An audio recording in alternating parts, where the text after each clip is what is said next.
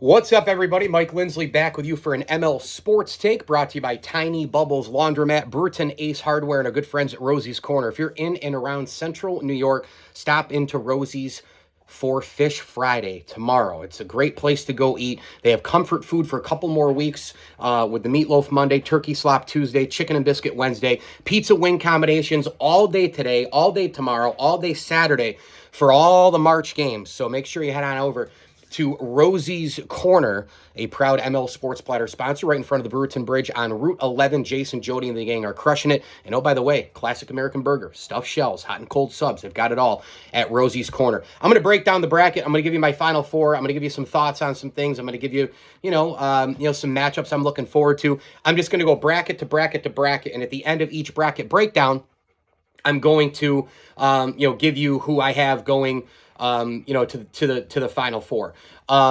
So let's go to the West, okay? The top left here in the West bracket breakdown is brought to you by Burn Dairy.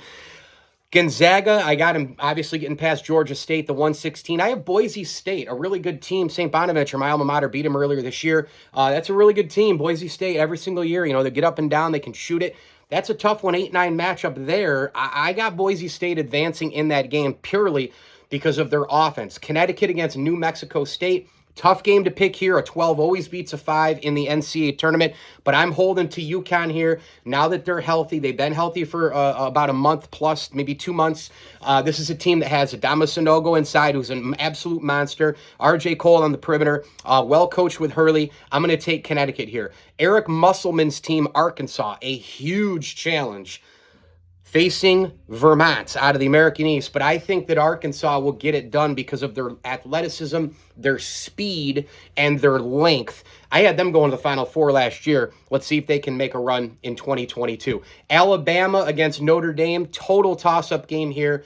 I'm going to actually go Alabama, in this one. I really don't have any idea who's going to win some of these games. I mean, I've heard a lot of people, give their reasons why, if somebody's going to the Final Four, and you better bank on this guy. You bank on nothing. There's no guaranteed team in the NCAA tournament. It's a wide open field. For as good as Gonzaga is, for as good as Auburn was at times during the year, there's no guaranteed team. For as good as Kentucky is, for as good as Baylor is, there's just no blowaway team, like 2012 Kentucky, for example, or 2004 Connecticut, 2005 and 9 North Carolina, those kind of teams. We roll into Texas Tech, Montana State. Montana State's a really, really good team, but I'm going to hold to Texas Tech here. Michigan State, Davidson. I'm going to go with my heart in the A10. Davidson, I'm going to pick them to win it. I think they can stretch the floor against a bruising physical Michigan State team and make some threes and get out of there with a win. Duke up against Cal State Fullerton. I'll take Duke in that one. Duke and Texas Tech. I'll take Duke to advance. Excuse me. I'm going to take Texas Tech in a quick upset. And the reason I'm taking Texas Tech is because I just think the pressure is going to get to these players to try and go win this thing for Coach K. And there's two other big factors. Duke does not defend well, and they're freshmen in these games. They disappear. For as good and talented as they are, you don't know how the heck they're going to perform in the NCAA. Will they even care about the tournament? I mean, these guys are already getting their agents after them and shoe deals after them and all the rest. Even with NIL in college basketball, these guys are going to be first-round picks. Some of them will be lottery picks, led by Paolo Banchero, a guy who just disappears during games late. Can't do that against a good team like Texas Tech. Total toss-up game, but I'm going to take Texas Tech to mildly upset Duke. Elsewhere, I'm going to take Gonzaga to beat Arkansas.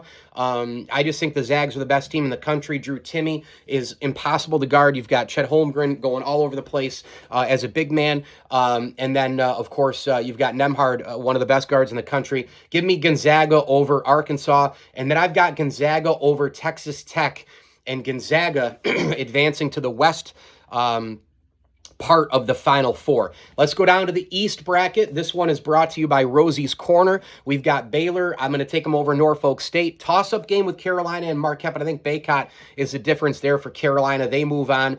Too much inside presence. St. Mary's, Indiana. Awfully difficult game for me to pick. Indiana's a Power 5 school. They're one of the great programs of all time, but yet they're a 12 seed. They had to do the play-in game to get here.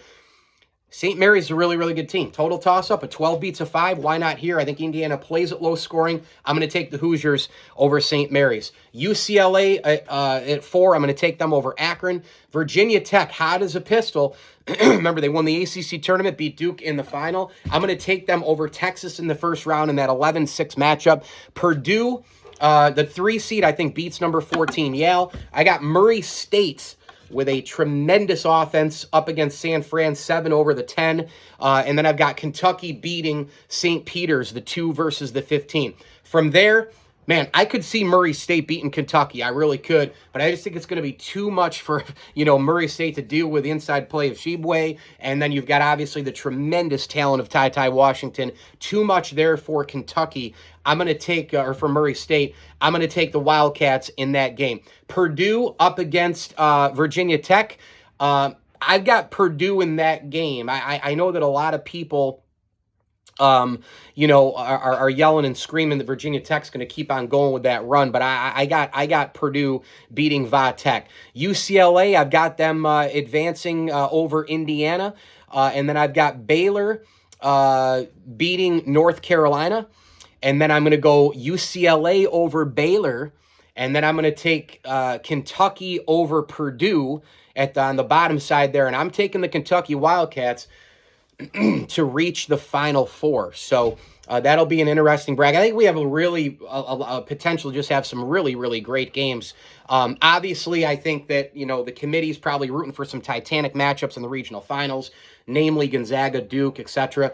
Man, Kentucky, though, I think is a really, really good team. I think they're going to get it done. And again, like Duke, the freshmen play. How are they going to react to March basketball on this big stage? Do they even care? Are they in it? Do they disappear? It's fascinating to watch. Let's scroll over here to the Midwest on the upper right side of your bracket. Kansas, number 1. I got them over Texas Southern, I've got San Diego State beating Creighton. Nobody in the Big East really impresses me this year. Iowa and Richmond. Iowa with Keegan Murray. They're a very sexy pick to go to the Final Four. More on that later from my bracket. Tough game, though. I could see him losing to Jacob Gilliard and the Richmond Spiders. Again, my A10, that's my conference.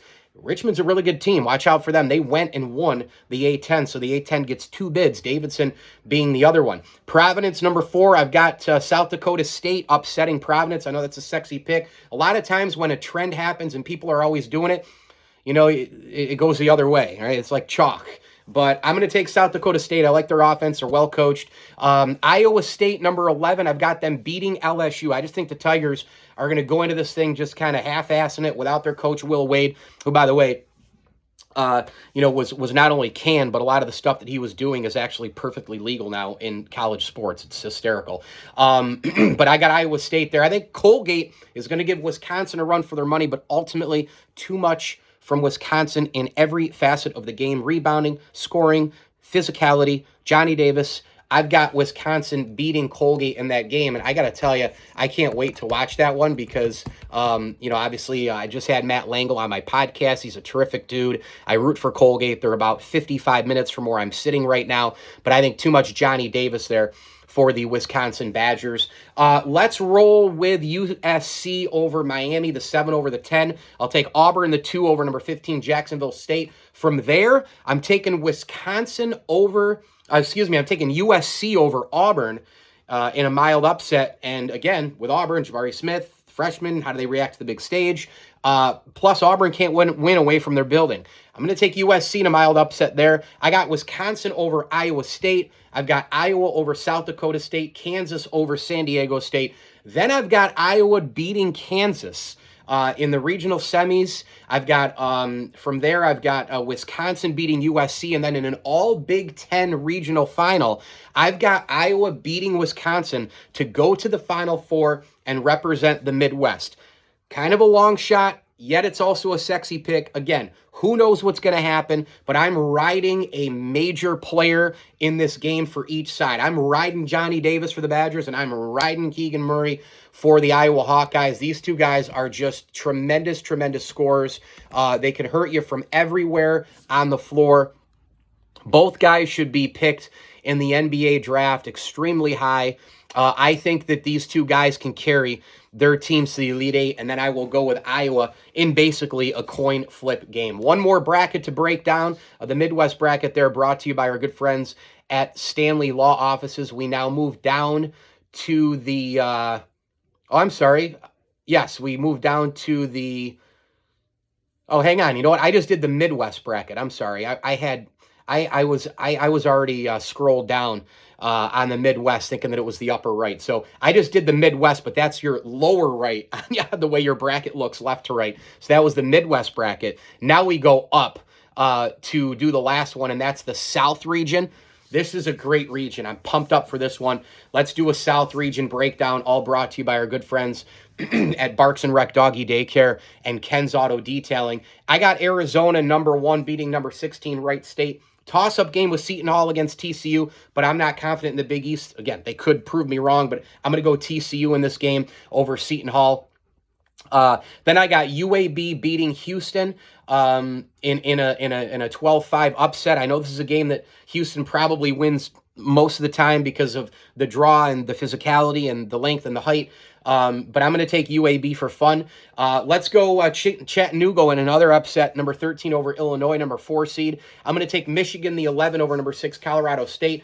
Let's see what Rick Barnes does here with Tennessee. I'm going to take them over Longwood. That was one of the most impressive tournaments of any team, them in the SEC. I'm going to take the Volunteers there. And then I'm going to take Loyola Chicago, the 10 to beat the #7, and Villanova, the 2 to beat Delaware, the #15. From there, I go Villanova over at Loyola Chicago. Can't get enough of Villanova, led by Colin Gillespie, head coach by Jay Wright. Terrific team. They've been there before, veteran leadership.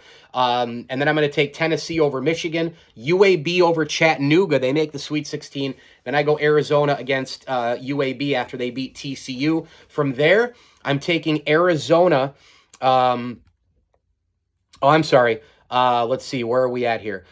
From there, yes, I'm going to take Arizona over UAB, and then Villanova over Tennessee.